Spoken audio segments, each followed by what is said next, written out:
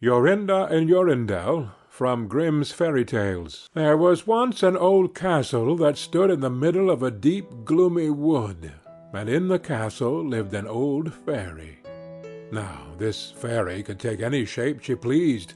All day long she flew about in the form of an owl, or crept about the country like a cat.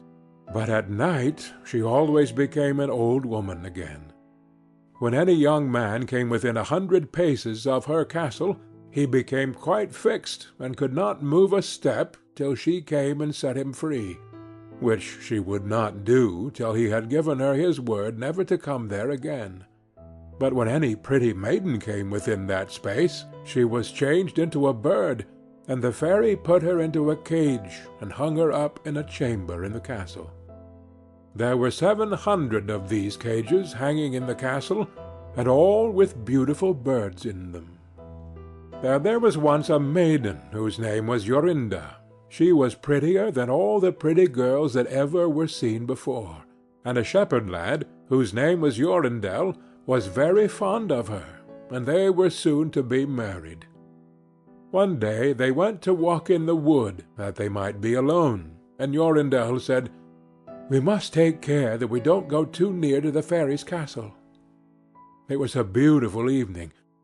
The last rays of the setting sun shone bright through the long stems of the trees upon the green underwood beneath, and the turtle-doves sang from the tall birches.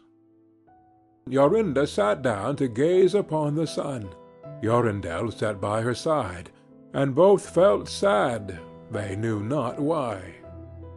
But it seemed as if they were to be parted from one another forever. They had wandered a long way, and when they had looked to see which way they should go home, they found themselves at a loss to know what path to take. The sun was setting fast, and already half of its circle had sunk behind the hill. Jorindel on a sudden looked behind him, and saw through the bushes that they had, without knowing it, sat down close under the old walls of the castle. Then he shrank for fear, turned pale and trembled. Jorinda was just singing, "The ring-dove sang from the willow spray, well-a-day, well-a-day. He mourned for the fate of his darling mate, well-a-day."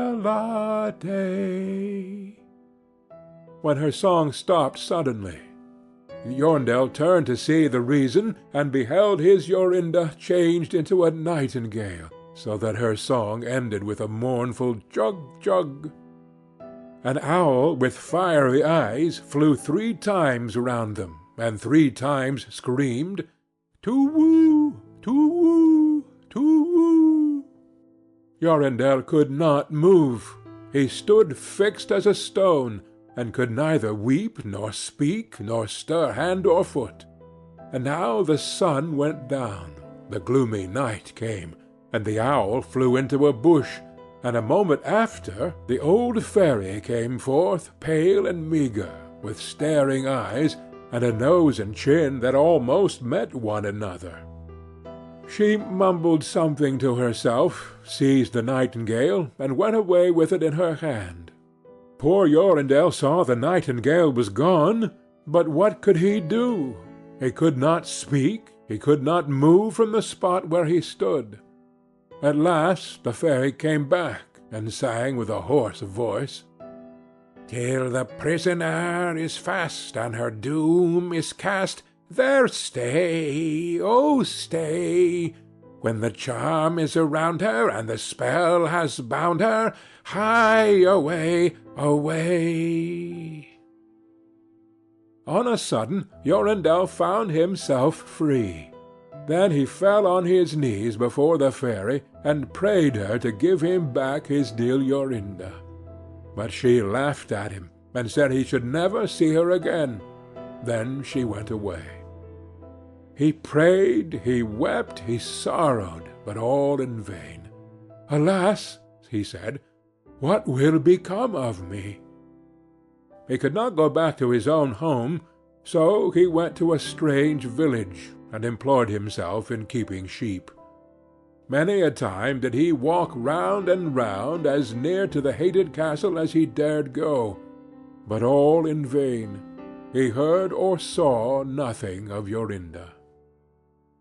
At last he dreamt one night that he found a beautiful purple flower, and that in the middle of it lay a costly pearl, and he dreamt that he plucked the flower, and went with it in his hand into the castle, and that everything he touched with it was disenchanted, and that there he found his Jorinda again.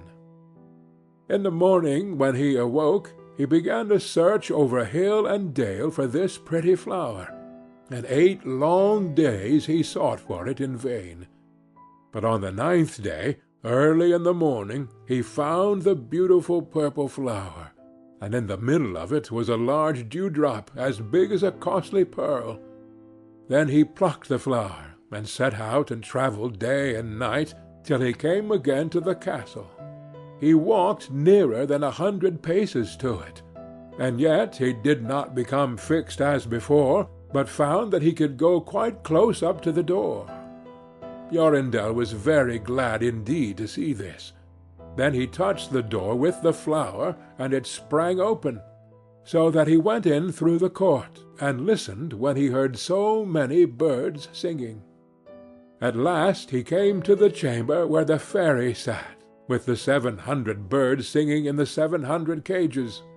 When she saw Jorindel, she was very angry, and screamed with rage. But she could not come within 2 yards of him, for the flower he held in his hand was his safeguard. He looked around at the birds, but alas, there were many, many nightingales, and how then should he find out which was his Jorinda?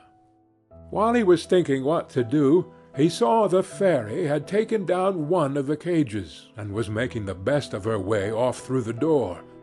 He ran or flew after her, touched the cage with the flower, and Jorinda stood before him, and threw her arms round his neck, looking as beautiful as ever, as beautiful as when they walked together in the wood. Then he touched all the other birds with the flower, so that they all took their old forms again, and he took Jorinda home, where they were married and lived happily together many years. And so did a good many other lads, whose maidens had been forced to sing in the old fairy's cages by themselves much longer than they liked. End of Jorinda and Jorindel.